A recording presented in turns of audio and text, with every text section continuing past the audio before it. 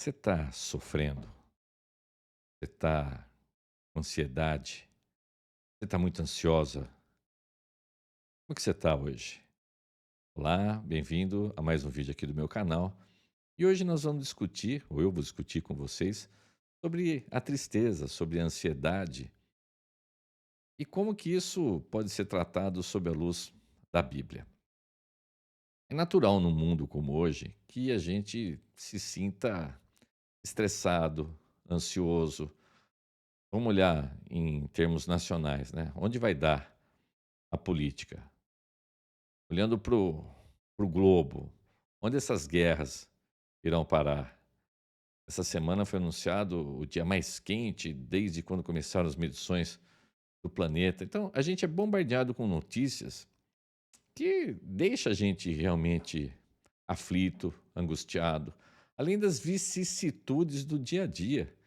Quem é que não briga com a namorada? Quem é que não tem problema no emprego, ou você está desempregado, ou você fica ali pensando no futuro, você sofre por antecipação, ou você tem uma doença, sei lá, a gente tem inúmeras razões para se entristecer.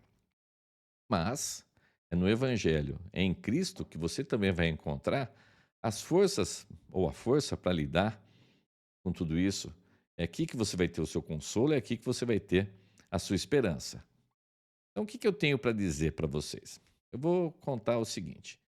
No começo da igreja, né, logo nos primórdios do cristianismo, a gente tinha muitos convertidos que eram escravos, muita gente que não tinha, às vezes, sequer um nome, e essas pessoas estavam sendo perseguidas, muitas vezes elas eram mortas através do martírio, era uma vida muito difícil.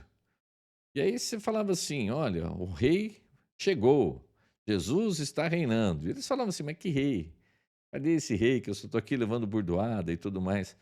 Então o apóstolo João, que foi o de vida mais longa, foi o mais longevo dos apóstolos, ele escreveu um livro chamado Apocalipse, é o último livro da Bíblia, o último livro do Novo Testamento. Ele estava lá na ilha de Patmos, no seu exílio, e ele é visitado então e levado ao céu.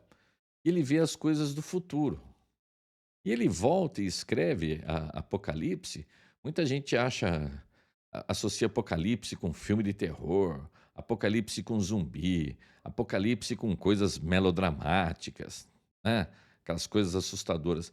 E, na verdade, o livro de Apocalipse é um livro doce, é um livro para mostrar a vitória da igreja, a vitória de Cristo. É um livro que traz esperança quando a gente lê ele, sem ficar preso naquelas interpretações mirabolantes. Vale lembrar que o gênero apocalíptico é um modo de se escrever que se usa muita coisa figurada. Aí as pessoas fazem malabarismos teológicos em cima do livro de Apocalipse.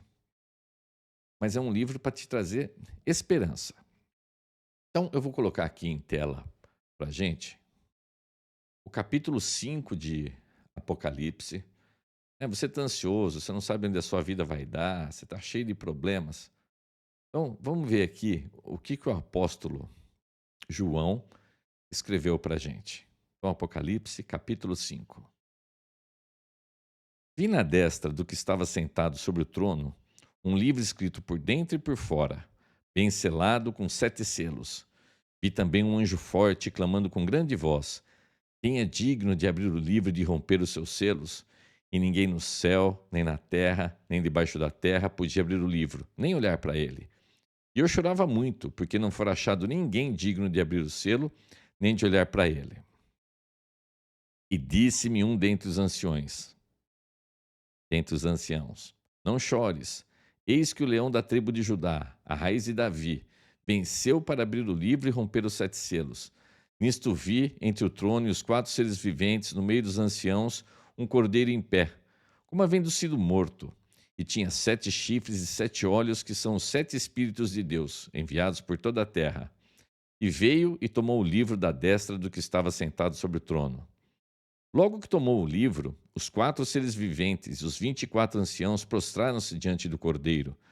tendo cada um deles uma harpa e taças de ouro, cheias de incenso, que são as orações dos santos. E cantavam um cântico novo, dizendo: Digno és de tomar o livro e de abrir os seus selos, porque foste morto e com teu sangue compraste para Deus homens de toda tribo e língua e povo e nação. E para nosso Deus os fizeste reino e sacerdotes, e eles reinarão sobre a terra. E olhei e vi a voz de muitos anjos ao redor do trono, e dos seres viventes e dos anciãos. E o número deles era miríades de miríades e milhares de milhares, que com grande voz diziam: Digno é o Cordeiro que foi morto, de receber o poder, e riqueza, e sabedoria, e força, e honra, e glória e louvor.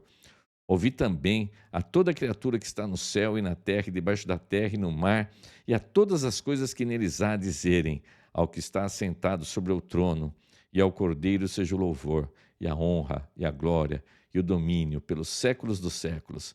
E os quatro seres viventes diziam: Amém. E os anciãos prostraram-se e o adoraram. Lindo e forte, né? Depois leia com calma isso. Mas Jesus é esse Cordeiro que está sendo falado aqui, que foi morto e reviveu. Lá na cruz, ele morreu, ele recebeu todo o castigo pelos nossos pecados e ele voltou. Ele venceu. E ele é digno de abrir esse livro. Que livro? Esse livro é o livro da história da humanidade. É ele que vai conduzir o final da nossa história. É Jesus. E ele comprou com seu sangue povos de todas as línguas, tribos e nações. Você pode estar incluído nisso daqui. Olha que final mais glorioso. Isso é, isso é o fim do mundo. Esse texto aqui, ele é um texto contando sobre o fim do mundo. É Jesus, é Deus dirige a história da humanidade e Jesus vai ser esse grande final.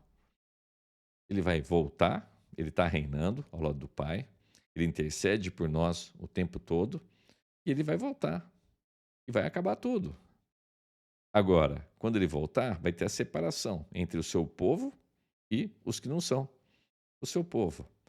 Como é que a sua tristeza pode acabar?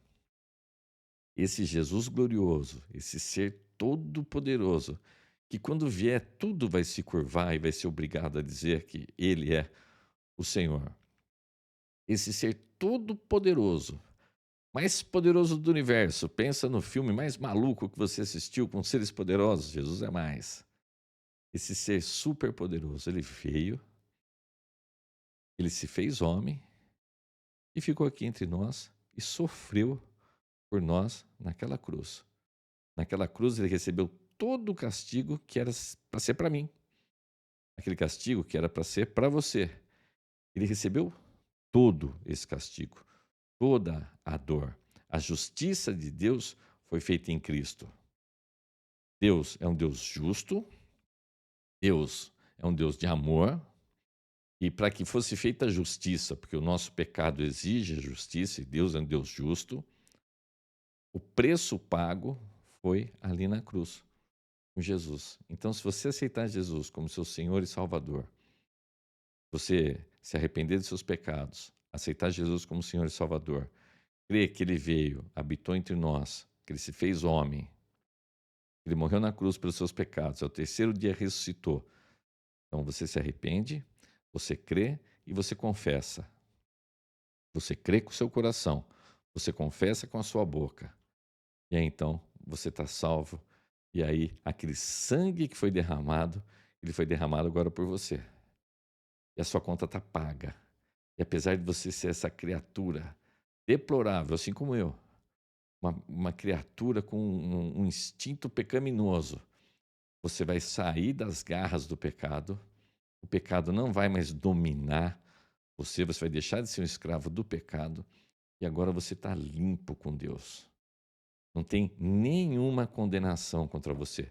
Não importa o que você fez, o que você pensou, o quão errada foi a sua vida, os seus pensamentos, não importa. A partir desse momento você está limpinho, alvo como a neve.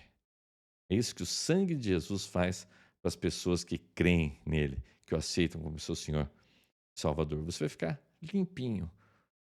Esse Deus todo-poderoso que está conduzindo a história, que vai chegar no final, ele não vai ter nenhuma condenação contra você, porque a conta está paga. Você pode viver tranquilamente, você pode viver numa boa, sabendo que se você morrer hoje, você vai acordar lá do outro lado, no paraíso. Quando Jesus voltar para os novos céus e a nova terra, a gente vai estar com ele. Tem coisa mais maravilhosa que essa? Tem paz maior do que essa? Para você que vive triste, desolado, você tem uma tristeza aí que não acaba nunca, pois agora você vai ter uma alegria que não acaba nunca. Você vai ser mais ou menos, mas muito melhor, né? Mas só para uma analogia, como uma pessoa que ganhou na Mega Sena e está esperando. É isso, quando a gente se converte, a gente é como uma pessoa que ganhou na Mega Sena, só que é muito melhor, e a gente está esperando. Ou seja, dá para passar por tudo por aqui. Aí você vai orar, as suas orações vão ser atendidas. Não estou dizendo que sua vida vai ser fácil, que você vai ficar rico, nada disso. Mas agora você vai poder ser chamado de filho de Deus. Você agora vai ser um irmão de Jesus. E você vai ver como a sua vida vai ficar muito, muito diferente. Meu texto já está longo, né? O vídeo já está longo aqui, já falei bastante. Mas essa é a palavra que eu tinha para você. Se você aceitar Jesus como seu Senhor e Salvador, o sangue dele, o Cordeiro, vai ter comprado você. Você vai ser mais um desse de povos de todas as línguas, tribos e nações. Que você tenha uma linda semana pela frente e fique essa reflexão para você. Um grande abraço, tudo de bom. Deus abençoe. Tchau, tchau.